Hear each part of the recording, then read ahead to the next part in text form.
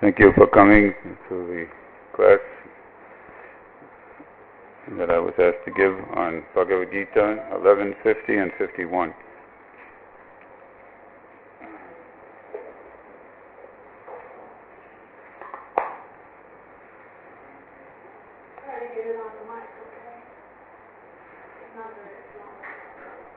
Well, it seems like it's fixed since previous years when it would freak out and make all kinds of big noises and stop and explode and all kinds of things. Seems like progress is being made.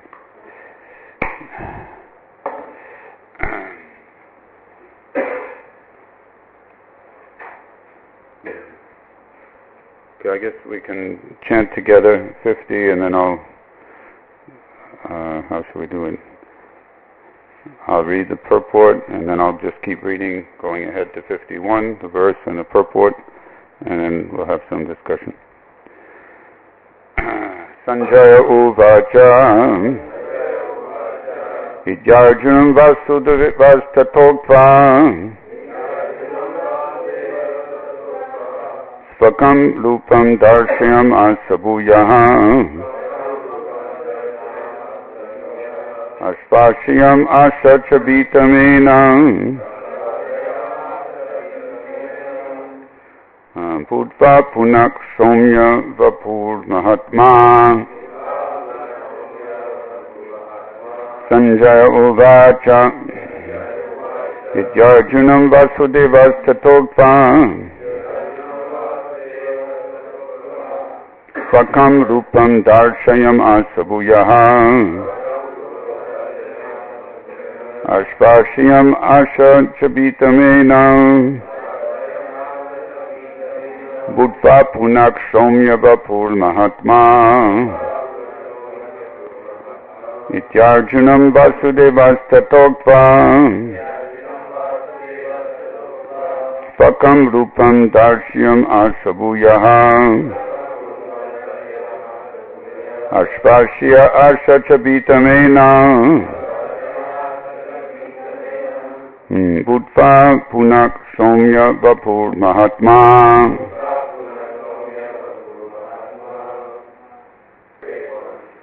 Translation and purport by His Divine Grace, Srila Prabhupada. Sañjaya said to Dhṛtarāṣṭra, the Supreme Personality of Godhead, Kṛṣṇa, having spoken thus to Arjuna, displayed his real four-armed form, and at last showed his two-armed form, thus encouraging the fearful Arjuna. Horrible. It's inspiring to have you here in the class. Keep me on my toes. Please repeat. Sañjaya said to Dhṛtarāṣṭra, the Supreme Personality of Godhead, Kṛṣṇa, having spoken thus to Arjuna, displayed his real four-armed form, and at last showed his two-armed form, thus encouraging the fearful Arjuna. Purport: when Kṛṣṇa appeared as the son of Vasudeva and Devaki, he first of all appeared as four-armed Narayan, but when he was requested by his parents, he transformed himself into an ordinary child in appearance. Similarly, Kṛṣṇa knew that Arjuna was not interested in seeing a four-armed form, but since Arjuna asked to see this four-armed form, Kṛṣṇa also showed him this form again, and then showed himself in his two-handed form. The word saumya-vapur is very significant. Saumya-vapur is a very beautiful form. It is known as the most beautiful form. When he was present, everyone was attracted simply by Kṛṣṇa's form, and because Kṛṣṇa is the director of the universe, he just banished the fear of Arjuna, his devotee, and showed him again his beautiful form of Kṛṣṇa.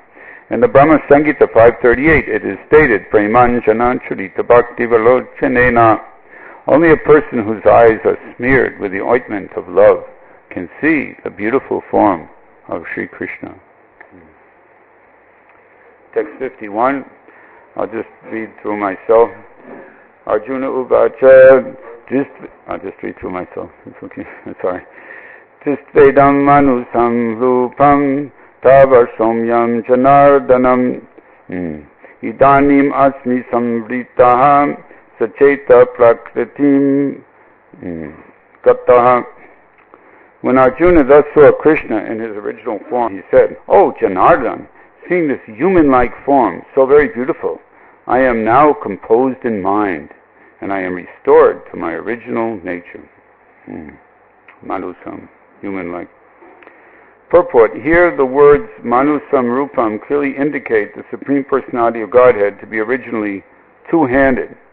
Those who deride Kṛṣṇa as if he were an ordinary person are shown here to be ignorant of his divine nature. If Kṛṣṇa is like an ordinary human being, then how is it possible for him to show the universal form and again show the four-handed Narayan form? So it is very clearly stated in Bhagavad Gita that one who thinks that Kṛṣṇa is an ordinary person and who misguides the reader by claiming that it is the impersonal Brahman within Kṛṣṇa speaking is doing the greatest injustice, the worst injustice we could say. Kṛṣṇa has actually shown his universal form and his four-handed Vishnu form. So how can he be an ordinary human being? A pure devotee is not confused by misguiding commentaries on Bhagavad Gita because he knows what is what. The original verses of Bhagavad Gita are as clear as the sun. They do not require lamplight from foolish commentators. Om Jnana-timirandasya Jananjana Shalakya Chakshuru Militam Yena Tasmai Shri Gurave Namaha. Hare Krishna, Krishna Krishna, Hare Hare, Hare Rama, Rama Rama, Hare Hare. So the scope of today's lecture will be, of course, something on the two texts that we read. There'll be a little bit, I hope we'll be able to fit in a little bit of referring to the chapter as a whole, the whole idea of the universal form. And then, as I tend to do in my particular style, we can say, is some philosophical understanding we can discuss.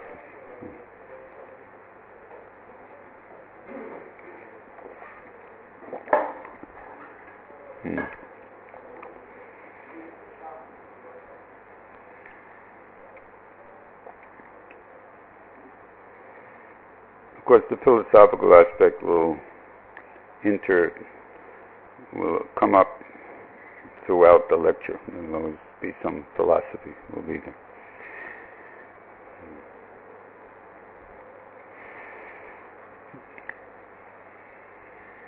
So those of us who are a little philosophical, we might pick up on the fact that Srila Prabhupada mentioned that he displayed his real four-arm form.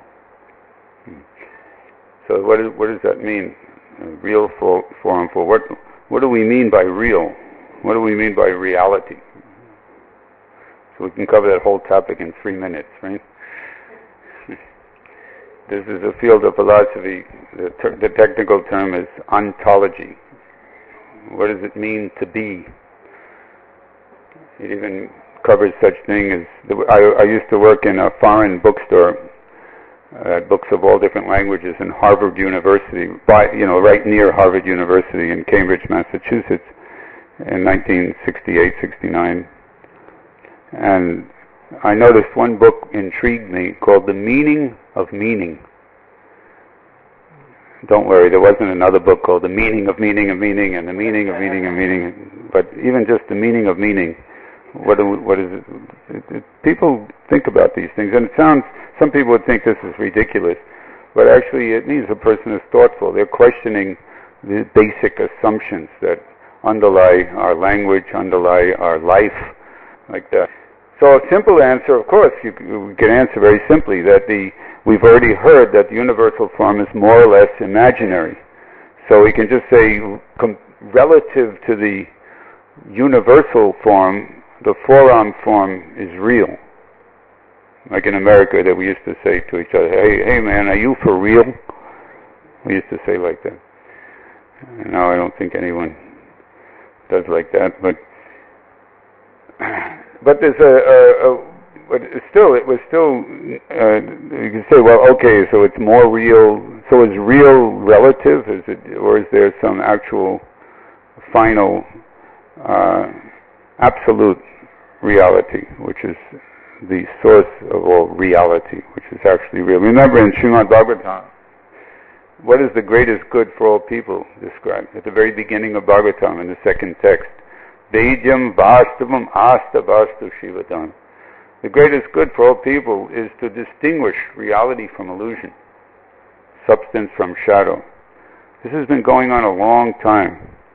An interesting question that we can throw out there for the in the internet for all the trillions, billions, or at least millions of viewers out there: is it a level playing field? Are these kind of questions a level playing field? You all know what it means to be a level playing field. It means it's not that, like right now, it's not a level playing field. I'm the speaker, you're listening, and then you can ask questions in a certain format. The other day, Acharya Prabhu, he was speaking, I was listening. So it's not a level playing field. There's some distinction. But if we have a round table discussion, it's like a level playing field. I'm just trying to take into account that except for Acharya Prabhu and myself, there's probably nobody else except Mother Parvati, who is a native English speaker here. So I'm not assuming that you know these expressions, what they mean. But is it a level playing field, these questions that came up, Plato and substance and shadow and all the great names in philosophy over the years, the centuries. Is it the fact that science has advanced so much and can control nature so much, and we can travel in jet planes and talk on the internet? Does that mean that people's philosophical ideas before that happened are to be sort of tolerated, and maybe we might find them amusing? No, I would say philosophy is a level playing field. It's not that Socrates is now antiquated and, he's just like obsolete because now we have the internet. You have the internet or not have the internet. Prabhupada said, punaḥ musika bhava. In one moment, everything could be finished. And it's getting finished. A lot of things are getting finished now, faster than we may realize. Even in the big countries, again become a mouse. But, all right, so I would say it is a level playing field. Philosophical discussions have nothing to do with whether or not you've managed to lord it over better, the material nature. Philosophical discussion means, is that really what we should be doing? In Vedic culture, the answer was no. It's not really the program for the conditioned soul. There's some scope for it because of the conditioned natures, but the paradigm is one where everything had, at least was leading toward the transcendental goal. There's some very general comments. So real, what is the definition? Bhagavad Gita makes it so simple. I say this all the time, but so many devotees say they don't remember if I said it or they never heard me say it, or maybe you already. But how does Bhagavad Gita? How does one verse in Bhagavad Gita give the whole ontology at once? Remember what I said? Ontology means the study of what does it mean to exist, what is being. One verse in Bhagavad Gita just says it all. Finished. Are you asking? Yeah. Yes. Yeah. Nashato vijate bhavo, na bhavo vijate sa-cetāḥ, uvayor apidishtontas, tvanius tattva darśayām. We're on the same page. In fact, it's 2:16. In fact, we're on the same page, and that page is literally in Bhagavad Gita, page 86. Those who are seers of the truth have concluded that of the non-existent, the material body, that's in brackets, it's an example of something that doesn't really exist, not the only thing that doesn't really exist. Of the non-existent there is no endurance, and of the eternal, the soul, there is no change. This they have concluded by studying the nature of both. Bas, it's finished. Bhagavad Gita is only 700 verses, but you can go through hundreds and hundreds of books in Western philosophy, and they kind of like trying to approach 2:16, chapter 2, text 16. Very important verse. 16, 1-6. So that gives us at least some inkling of that. In other words, Krishna's form, his real form means that it's not another universal form. We won't say it's exactly material. There's one place where Prabhupada says it's a spiritual form. Well, it's spiritual because it's arranged by Krishna, but it's more or less imaginary. It's not more imaginary than the Empire State Building. You see? The Empire State Building is not more unreal or more, in other words, universal form. It's just that you see everything all at once, which is a more objective vision of the universe. And one thing you see is the kala, rupa, the form of destruction, starting with verse 19 of this chapter. That's the terrifying aspect of the universal form. That wasn't there in the form displayed to Duryodhana. Maybe Duryodhana would have come more to his senses if he would have seen the universal form including that aspect. But at the beginning of the chapter we hear it's beautiful, it's opulent, it's gorgeous, it even smells good, there's so many perfumes, everything is there. But then when you get to verse 19, Anadi madyantam ananta viryam ananta bahum shashishurya netram pasyami tvam dipta hutasavaktram svateja vishvam itam tapantam.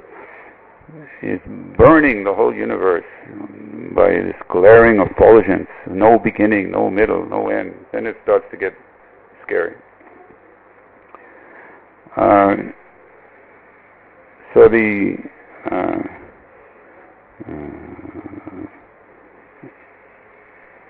Okay, let me just move on a little bit.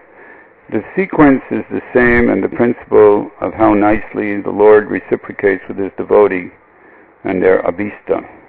Two references, 11.533 and Sri Chaitanya Manobhishtam. Okay, the next topic, little topic, but very deep, is called the abhishta. Abhishtas. We glorify Srila Rupa Goswami that he knew the abhishta of Sri Chaitanya Mahaprabhu. Sri Chaitanya Manobhishtam. Abhishta. What is abhishta? Abhishta is the innermost desire in the heart. Rupa Goswami, it's confirmed in Chaitanya Charitamrita, he can detect, he can feel the inner desire of the Lord. And the Lord also knows the inner desire of the Lord also knows the inner desire of the devotees. You can walk in this empty space here, it's like you could come forward. Mataji is suggesting. It's cordially inviting you to come forward or something. And make better use of this space. Okay. So how does this refer to the verse in purport? What I was thinking of here is Prabhupada's making a parallel and a comparison between Vasudeva and Devaki when Kṛṣṇa appeared first in also four-armed form. That's described very vividly in Srimad Bhagavatam, the beginning of the 10th canto. Very beautiful. He already had full hair, he had Kaustubha, Vaidurya jewel, and bracelets and anklets and this and that. And it was very gorgeous. And it was four-armed form. But Devaki did not like. She did not like because she had some fear that Kamsa would disturb and try to kill. On the one hand, she was aware this is God.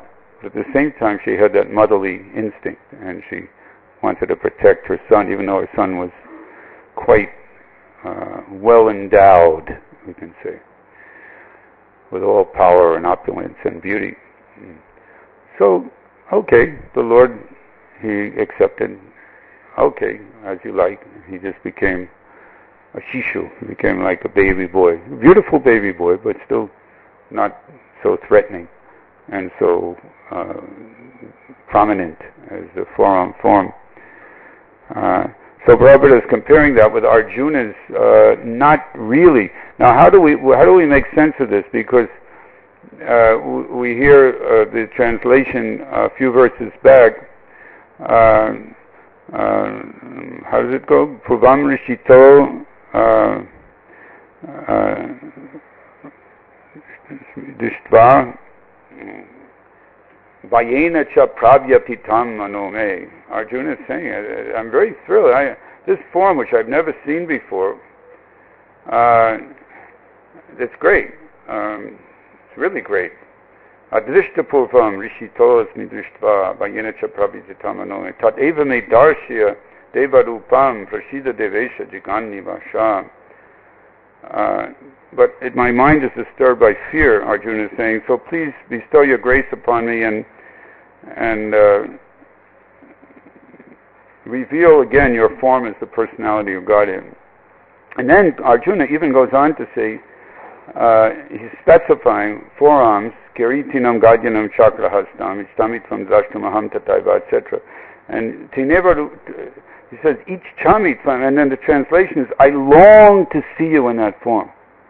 Okay, now fast forward to today's verse, and Prabhupada saying that Kṛṣṇa knew that Arjuna did not want to see that form. So, like when we read things like this, it forces us to become thoughtful and think a little bit deeper. The same thing could be said at the beginning of the chapter when Arjuna also said, Ichchami, I want to see that form. He already got the vibhuti yogas, many of them, about 72 or so in chapter 10. And then he wanted to see how you pervade the universe, like all at once. I mean, how do you actually enter the universe? That's what I want to see now. If you think I'm capable of seeing it, please reveal that to me, your great form, universal form. So, it sounded like Arjuna wanted it, but actually his avishta, his innermost desire, was not really that, but Arjuna was sacrificing a little his own desire and requesting it because Arjuna is compassionate. In fact, because he's so compassionate, he didn't even want to fight the battle of Kurukshetra at the beginning. So he's compassionate, he's thinking of us. So as you probably heard a number of times in the course of this whole chapter, he requested universal form so that in the future there would be a test, or at least it wouldn't be taken so cheaply, somebody claiming to be God. At least show your universal form. So in the same way, he's requesting the forearm form. We could say, well, maybe Arjuna also did want it, at least as a relief from seeing the universal form. But it was also for our benefit, because what to speak of displaying universal form, in other words, you want to see that Kṛṣṇa and also Vishnu are actually the source of the universal form. Arjuna wanted to become very clear like that. So the idea of the universal form, like consolidating itself into the forearm form, which is real in a deep sense. We're also real, by the way, in case you just want to reassure everybody that we're real. We're not these bodies, but we're real. Then, going a step further, going to saumya-vapur, which brings us to how Bhagavad Gita takes us to real bhakti, this idea of love. And as Prabhupada says in the purport, it's only by love that Kṛṣṇa will reveal that especially beautiful form. And saumya is sometimes translated as gentle also, a very gentle form. Forearm form, that's reassuring. But saumya is not only reassuring, it's delightful and just a festival for the eyes, and for the heart.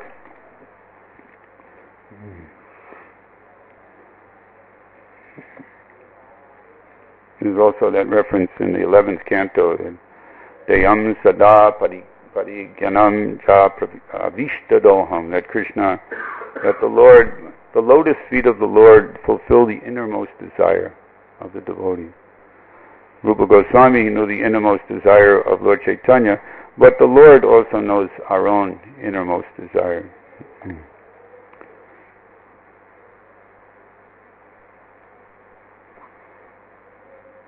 So the last sentence of the purport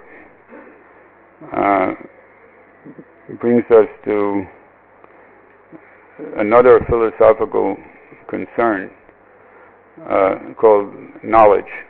Keep it simple, knowledge. Theory of knowledge. Otherwise known as epistemology. It's not such a, some of you know that word, epistemology. The purport to 50. Premanjana charita bhakti vilochanena. Only a person whose eyes are smeared with the ointment of love can see the beautiful form of Kṛṣṇa. But the two go together. The philosophy of the idea of real, of ontology, of implying, in other words, kind of provoking in us a sense of thinking about what does this mean to be real, and then how do we know things. If reality is beyond the range of the senses, then the epistemic or epistemological implication. Now we have a third English speaker, Mahaprabhu has come. I'm not going to neglect the rest of you, don't worry. And if I say something and I use some language and you just don't understand, don't hesitate to raise your hand. If I don't see you, scream. Let me know, and I'll try to use other language.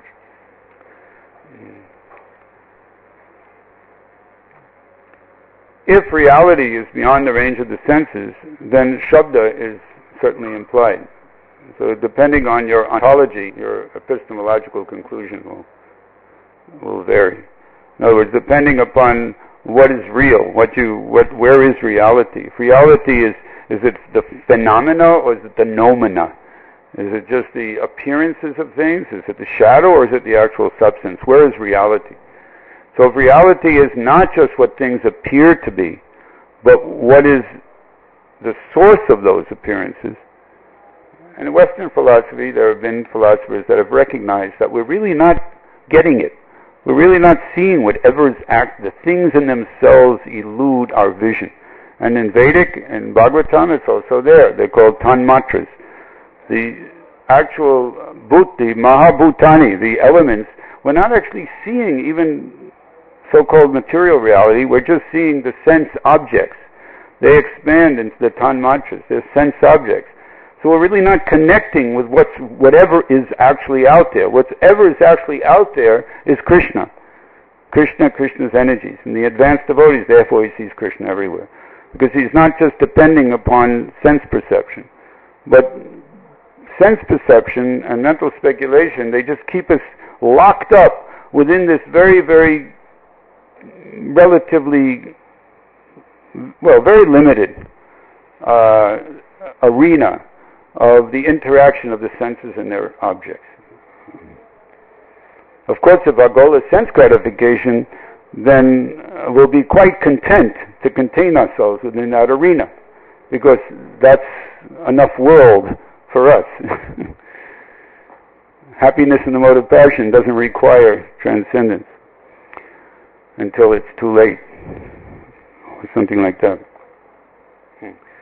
So the point I'm getting at is that we need Shabda. We need to hear from authority. We need to hear from the descending process. If, in fact, our understanding of reality is that we're not seeing it with material eyes, material senses. And not only, and this is also recognized in Western philosophy, not only are we not connecting with whatever is actually out there, but we're also not connecting with the actual person who's perceiving what's there. The self or the soul is also beyond our ken. Ken, K-E-N. It means your scope of vision, your understanding, scope of vision. It's beyond our purview. It's beyond the scope of our knowledge and perception. Us, who I am. That's why self-realization is like, it's like kind of exalted. Someone tries to understand what or who I really am. People come to the Kṛṣṇa consciousness. Hey, guess what? We're not these bodies. And some people say, well, if I'm not this body, then whose body am I? People don't understand all, but every once in a while there's somebody that says, wow, no one ever told me that before. That's amazing. You go to the Catholic or to the Western and they say, yes, we are spirit soul, and we're also these bodies. That is the theology. Go figure. But when someone comes out and just says it, I was arguing with a Jewish man. He followed me he found out that I was a Jewish, from a Jewish tribe, and he wouldn't let go of me. It was a small group of aggressive Jewish people in New York in the early 80s, and he followed me all the way to the temple, and he wanted to preach to me. He wanted me to eat special Jewish bread called matzah. And I said, well, I'll take some, but let me first offer it to Kṛṣṇa. Doesn't have any eggs, does it? No eggs. And then when I suggested I'm going to offer it to Kṛṣṇa, he said, oh, okay, well, forget that. Let's try something else. So we started talking philosophy. And I said to him, I started imitating, he could do that pretty easily, imitating his Jewish cadence and way of talking. And so I said, so, this body is temporary, yes, and the soul is eternal, yes. I said, so therefore we are not these bodies, I said to him. And he looked at me and said, well, I wouldn't go so far as to put it like that.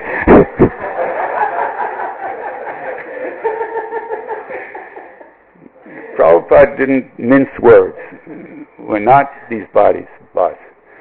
Sometimes Western philosophies catch that. I always like to mention Malebranche after Descartes. He says, we have nothing to do with these bodies.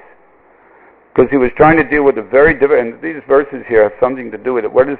How does spirit interact with matter? Is a big problem for philosophers to try to explain that. And the Descartesian dualism, that there's mind and body, or that there's spirit and matter, created even when they were still a little pious, and they trying to explain how could God be divided in two.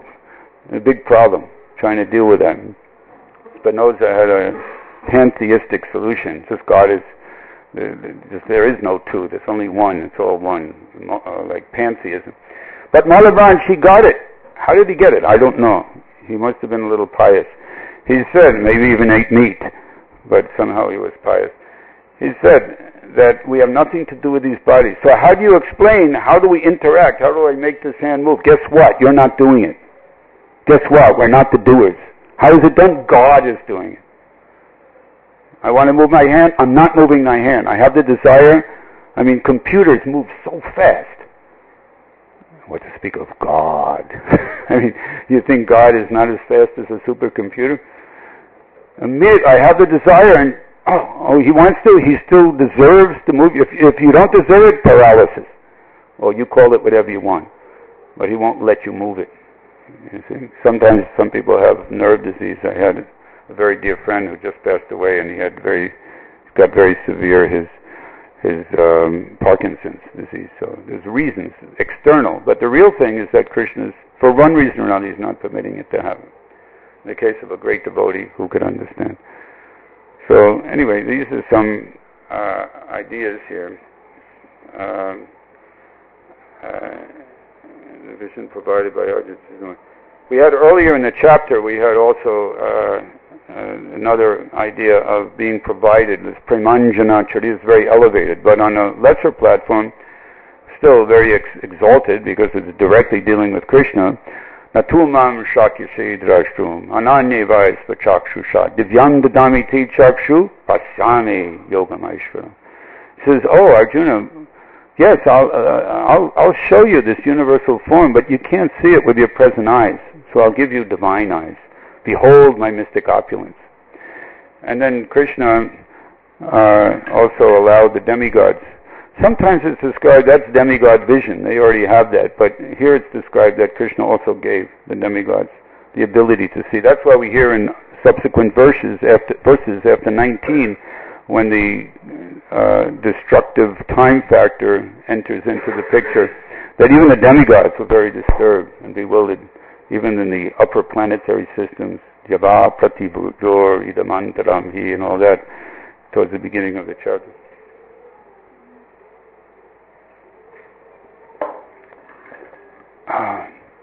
Hare Krishna. So that was not. Sometimes it's commented that that divine vision to see the universal form, in a way, it was a step down for Arjuna. You see, his abhista, his innermost desire, and his rasa with Kṛṣṇa was one of friendship, and seeing the saumya-vapur all the time. In fact, Kṛṣṇa became the servant of the Pandavas. He became their messenger. He did so many things for the Pandavas, protected them in so many ways. Queen Kunti recognized them. In the next text is interesting idea here. This Prabhupada's referring to mistaken commentators on the Bhagavad-gītā, and as he does many times, he's alluding to Dr. Radha Krishna, who was the president of India and a great scholar. And Prabhupada actually used his translations were okay; they weren't bad, but the purports were the commentary was a disaster, especially to 934.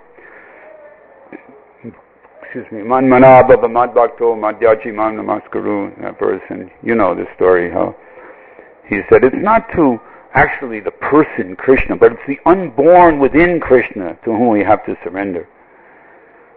Thank you, Mr. Dr. Radha Krishna. You would have been better off as a foot doctor instead of a doctor of Shastra or philosophy. So Prabhupada would often refer to that as how misleading commentary. Bhagavad-gītā without Kṛṣṇa. What kind of Bhagavad-gītā is that? So when I took Bhakti Shastri course in 2003, that was already 10 years ago, in Boston, Massachusetts, USA. Sorry. The teacher was a young man. We had some social problem because I was so senior to him in age and years in ISKCON, and he was young enough to be my son. And yet I was a student and he was a teacher, and as usual I was too boisterous and what you call over-contributor in the class, and so he came up to see me and he said, I don't know what to do with you. I can't chastise you, but I don't know how to deal with it. You speak so much. Also, I had a little different realization than he did. But basically, he was really good. He later joined a group of devotees from Boston and became absorbed in Harvard Sanskrit study, along with Jivan Mukta and a couple of others. I hope they're still, chanting their rounds. I think they are. Oh, I didn't tell you his name. Vrindavan Das Thakur, Das Prabhu. So he used an academic who would it's a very, very elaborate work on the Bhagavad-gītā, where he quotes commentators both ancient and modern. He quotes a lot of the same commentators that we quote and that we hear about, and he also quotes more modern ones. And his name is Robert Minor. Now, interesting. Now, why did the Bhakti Shastri teacher in ISKCON use an academic? It wasn't the main source, but he would refer to him a lot, because he was really staunch personalist. He really stood up to the Advaitavad, to the Mayavad. He really was convinced that Kṛṣṇa is a person. So that kind of gave him some ISKCON socially redeeming value, you can say. I hope. Maybe this is an omen. Anyway, he said something very interesting and very telling. And this is not like Dr. Radhakrishnan. This is not demoniac. It's kind of innocent. We can say, kind of immature understanding. But here is this great scholar. Each verse he's quoting sometimes as many as 15 different commentators on the Bhagavad Gita. I mean, it's a very exhaustive study. There's a word for it. I can't remember it right now. That type of study. And he gets to the end of the 11th chapter, going into the 12th chapter, which is going to happen here pretty soon. And he says, many commentators cannot understand. It's like a big letdown. You get to the epiphany and the exalted, full revelation of the majesty of the universal form, and then all of a sudden they start talking about these almost domestic concerns. Arjuna says, what's more important, the personal or the impersonal? And I mean, what a letdown. He would have liked to see perhaps the Bhagavad Gita end at the end of the 11th chapter, or not quite at the end. Maybe before Kṛṣṇa reverted into his, quote, lesser, more prosaic, human-like form. Because his paradigm was that God is great, and what could be greater than the universal form? He thought that was the ultimate revelation. Now, I'm running out of time, so I'll just leave out a few other of my well, you don't know what I still have here, but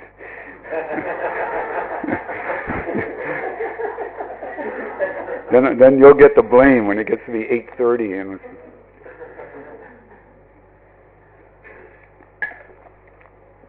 there's a verse that kind of connects in different ways with this presentation. It has to do with epistemology in terms of paradigms. What is paradigm? Paradigm means the lens by which you see the world. It means your worldview. It means your underlying assumptions that you might not even know you have. You may not be able to articulate them. You might not even be aware of your underlying assumptions. For instance, a paradigm of modern science is simply that life comes from matter. And not only science, but it extends into philosophy. You get great thinkers that really respect the dignity of human life. They understand there is such a thing as a self, there is such a thing as consciousness, but they're putting it in a Procrustean bed. That means they're trying to artificially fit it into the Darwinian paradigm, because Darwin rules at the current time, especially in the Western world. Not as much in Poland as in many other countries, but Darwin is too influential. So that's a paradigm. Paradigms,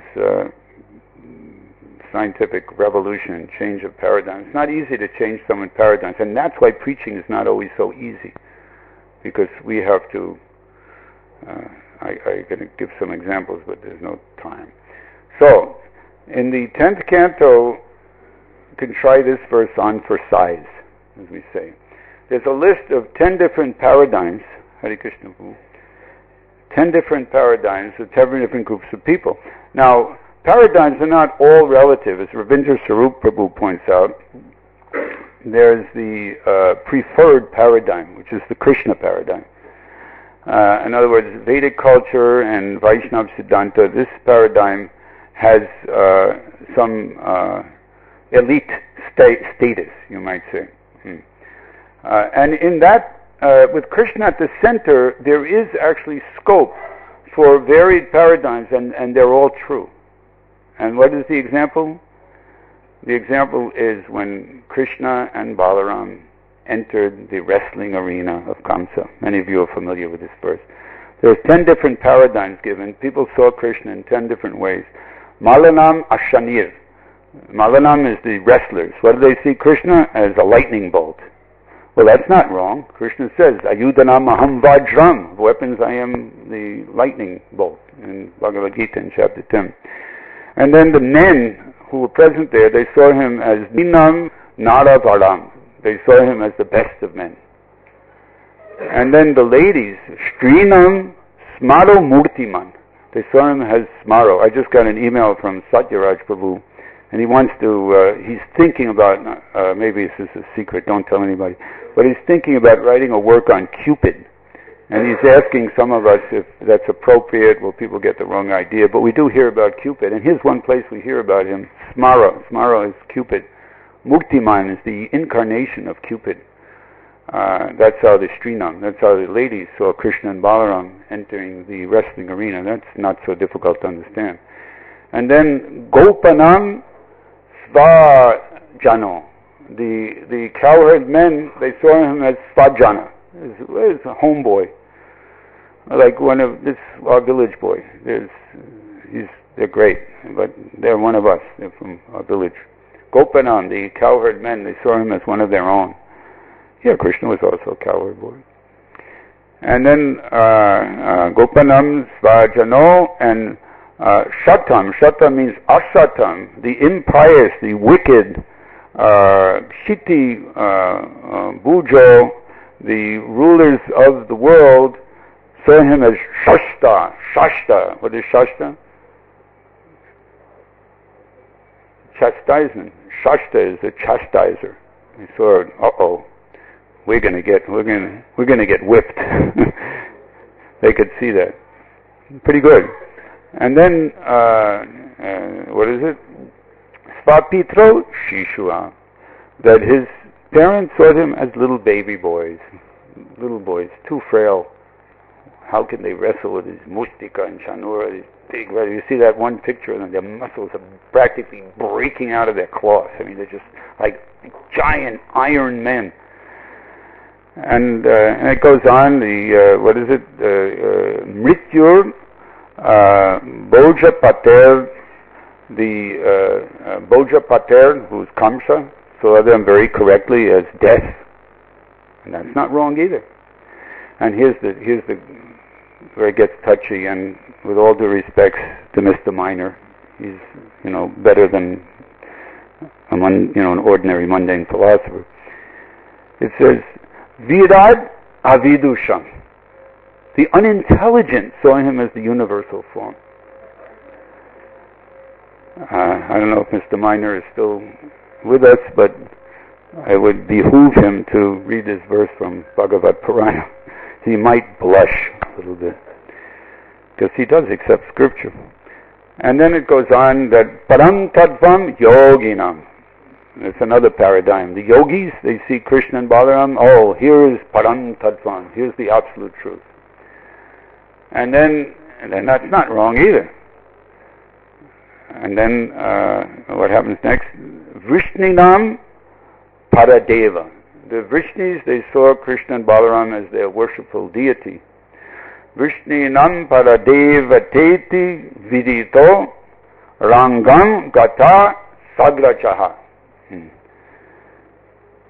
And as an inducement to at least look a little bit into Sanskrit, that word Sagrachaha is 3 words in one. Sa, Agra, Ja. And in a not totally literal translation, but a valid translation, it means his older brother. With Sa, Agra, first, Ja, born. With his first, who was born first. So that's Balaram. So when Kṛṣṇa and Balaram entered the wrestling arena, different groups of... we're going back to previous microphone problems. No, it's okay. They all saw him from their own paradigms. But in the case of Kṛṣṇa, it's okay, because it's all correct. It doesn't mean you could just invent anything. But their ways of seeing Kṛṣṇa were all valid, and it all worked. And they were all in their own bhav, in their own mood.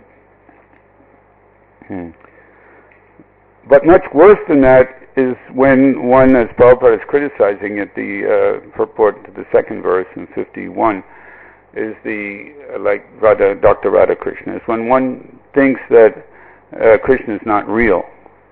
The 4-arm form is real. The 2-arm form is real. Chaturbhuj, real. Saumya-vapur, real. There used to be an advertisement, it was either for Coca-Cola or Pepsi-Cola. Was it Coca-Cola? It said, it's the real thing. Lie. Not real. It's bogus. It's Kali Yuga. Just 1 second.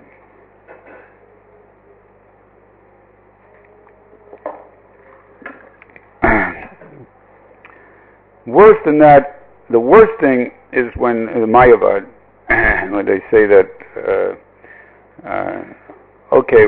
when Brahman gets infected by the mode of goodness, he becomes Ishvara.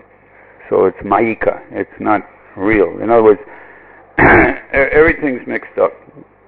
Like religion in the mode of passion sometimes often mistakes real religion for irreligion. Intelligence in the mode of ignorance gets it wrong every time. They always take irreligion as religion, and religion as irreligion. It may not seem like a great difference, but it gets worse as you go down. So the worst thing is like that. In the 9th chapter of Bhagavad Gita, there's a famous Abhijananti mamuda tanum manusim tano mashritaha palambabama chananto mamadbhuta maheshwaram. Fools deride me. They jeer. They make fun of me when I descend in a human-like form. They do not understand my real position, my supreme position. And then in the next verse, moga samoga karmano, moga jnana vicetasa, etc. In the purport, Srila Prabhupada quotes a very strong verse from the Vishnu, here it is, Brihad Vishnu Smriti, Yoveti Bhautikam Deham Kṛṣṇasya Paramatmanaha Sasarvasmad Bahiskaryaha Shvauta Smarta Vidanataha Mukam Tasyaiva Lokyapi sa-cetāḥ Snadam Acharet. One who considers the body of Kṛṣṇa to be material should be immediately driven out from all functions of Shruti and Smriti. In other words, all yagyas, all sacrifices, all incantations of the Vedic mantras should be driven out with sticks. And if one just happens to see the face of such a person, you should immediately jump in the Ganga or Yamuna, if you can find the Yamuna. You jump in and to purify yourself of contamination. That gets that bad if one makes that mistake. Again, it gets back to the philosophical problem. How does spirit interact with matter? How does God deal with the material world? In many religions feel he doesn't. He just creates it somehow or another, and then he stands back and watches it go, and has nothing to do with it.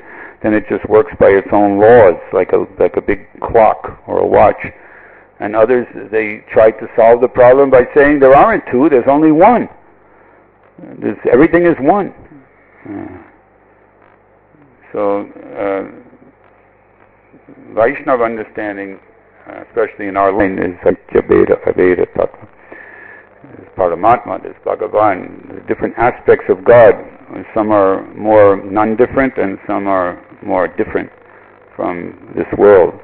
But Kṛṣṇa doesn't have any problem. He could, if he wanted to, he could walk right through that door right now and come down and sit down here and start laughing or start playing his flute. If that happens, I excuse you for not listening to this class anymore. I think that would be all right.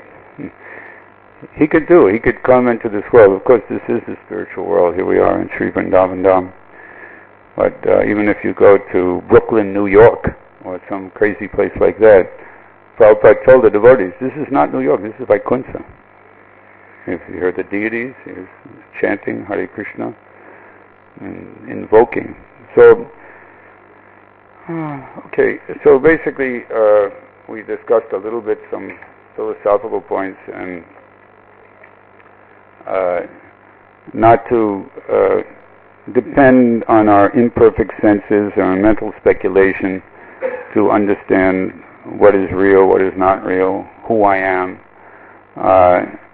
Life come from matter, or does matter come from life? In other words, does life come from life? To understand these questions, is there such a thing? Someone was just telling me today that there's an active effort being made in science again, to try to overcome death by science. Who is telling me? Someone here? They're at it again. They were trying to turn off the aging switch for the genes, and the people who were trying to do that, they died. So then the next generation, it's like me when I forget to take my memory medicine.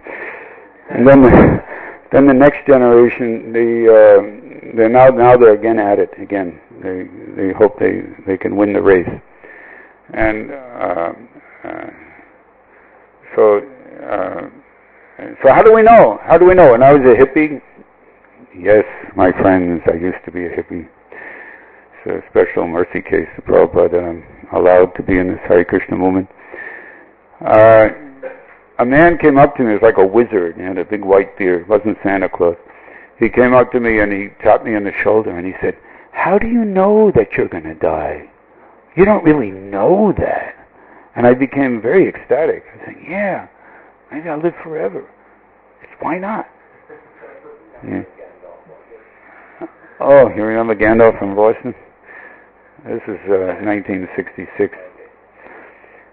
So, actually, you don't really know. You know, I mean, you can't say because, we haven't examined all the men in the world. We don't know. Maybe someone's immortal. Maybe I can be immortal and live forever in this body.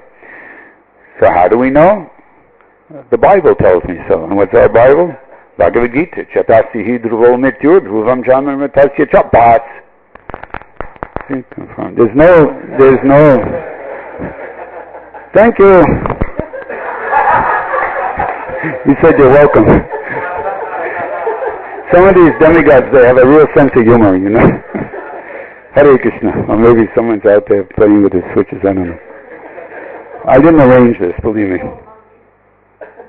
Oh, that's what they're called? Monkeys. From monkey to monk. That's my history. So, this is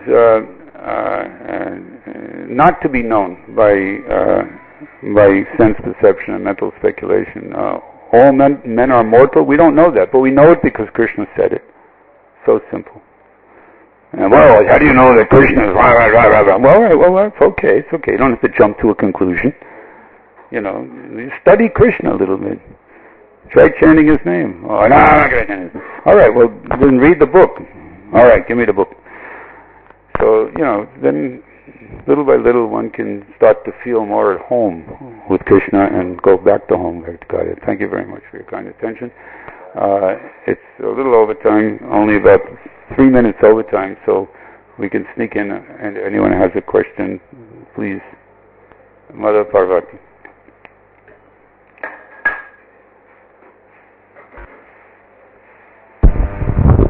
Okay, because my understanding of the words ontological and epistemological aren't too thorough as yours, and you have referred to 2:16 as the ontological verse of the Bhagavad Gita, but Srila Prabhupada refers to the essence of the Bhagavad Gita in his purport to 11.55, which translates, "My dear Arjuna, one who is engaged in my pure devotional service, free from the contaminations of previous activities and from mental speculation, and who is friendly to every living entity, certainly comes to me." So in the purport, a few lines down, Prabhupada says, this verse is considered to be the essence of Bhagavad Gita. So how does that relate to what you have described, you and Acharya quoted that verse 2:16 as ontological? Well, I'm not claiming that 2:16 is the essence of the Bhagavad Gita. What is that? That's almost kid stuff compared to other topics which are covered in Bhagavad Gita. It's like we're not going to say that we're not these bodies. That's the essence of Bhagavad Gita. That's like entry-level Vedic knowledge. That's why Kṛṣṇa only gets into it one time, doesn't even go back to it in the whole Bhagavad Gita, even in the 18th chapter. All I'm saying is that that whole study of that philosophical department called ontology is covered by that verse. 2:16. I didn't go further than that. I didn't say 2:16 is the central point of the whole Bhagavad Gita. You can say the essence of Bhagavad Gita, as Prabhupada says, is 1855, is it? Or 54? 1155. But then what about 934 and 1865 and 1866? So there are a few verses which are... Right, okay, yeah. There's confidential, more confidential, and most confidential. Yeah, well, you're going to get to that soon. Be patient. In a couple of days, the glories of that verse will be fully expounded in this arena. Then I don't actually understand the concept of All right, well, when we say something is, what do we mean by that? What does it mean to exist? And all I'm saying, maybe I didn't spell it out, but in 2:16, the study of existence. What does it mean? Well, that's one answer to it, and according to Bhagavad Gita, it's the answer. In other words, it's so clear. Kṛṣṇa makes it so clear, especially in Prabhupada's presentation, that the criterion for something to be real or not real is that if it's real, it doesn't change. In other words, not just a temporary configuration of energy.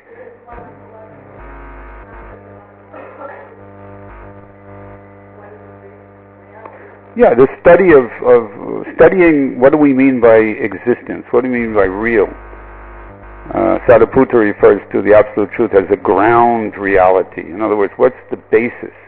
Kṛṣṇa says, I am the basis in 9:18. So the solution to all these ontological studies, all this study of existence, is right there, not even in the whole verse, just the first two lines. That which is real is not changing. That which is real is eternal. And if it's going to end, it doesn't matter if it's going to end even in a trillion years from now. It's still not quite real. That's why in the very first verse, the universe is described as almost real. But even the demigods are confused. Now, do we think that this world is real or not real? Well, officially we have to say it's real because we're following Madhvacharya in that line. But there are places, in fact, the very first verse of Srimad Bhagavatam, where it says, even the demigods think it's real, although it's unreal. So, in one sense, in a lot of ways, that's why the universal form is considered more or less imaginary, because it's temporary. If something is real, then we're talking about Kṛṣṇa's four-arm form, his two-arm form, and ourselves as spirit souls. Yes, are you for real? Yes, I'm for real, but I'm not this body. Any other questions? Comments? I can't believe, Acharya, you don't have any questions. Come on. Yes. Hare Krishna. Krishna. Does reality also mean that something which exists eternally in the spiritual sky? Yes. But here in this material world, if there wasn't the presence of some real things, then the material world would have no reason for existing. The material world, of course Kṛṣṇa arranges the whole thing, but the material world, it's like if there weren't prisoners, there wouldn't be a jail. So prisoners are people, so in one sense you could say they're real. So the whole construction of the jail, which has so many faults, but it's all there because to accommodate the needs of the people that happen to be prisoners. So material world, in other words, not only in the spiritual sky and the material world, there's reality in this material world too. The example given in Srimad Bhagavatam in the chapter on autumn season is the wonderful, wonderful analogy that why is it that false ego seems so real? Why is it like we look at each other speaking? You know, what's making this sound is some bones in this skin bag here. I mean, I don't want to scare you or anything, but it just, you know, ladies, their bones are smaller, so their voice is higher. You know, but there's what's that thing that flaps up and down inside? The diaphragm is moving in the voice box. And it's also the voice box. No, the diaphragm is here, but there's a diaphragm, it's a membrane that's vibrating in the voice box. In other words, it's a machine. Folks, this is a machine. But inside all that, there's subtle body and there's actually soul. And so there's actually... So why is it, as the example is given, that when you see the clouds in the sky and they're illuminated, some of you know this example from the autumn season chapter, and they looks like the clouds are effulgent, but actually it's the moon that's effulgent, that's behind the clouds, and at the same time the clouds are covering the source of the clouds' apparent effulgence. You see how beautifully this analogy works? So in the same way, the false ego is covering the source of its own apparent reality. In the material world, everybody's got it wrong. That's why they can't figure out how to solve the socio-political mess that's going on, and that's why the economic, and nothing's working. Because they don't know, they think that they're being convinced by Krishna's Maya, Shakti. They're being convinced that false ego, based on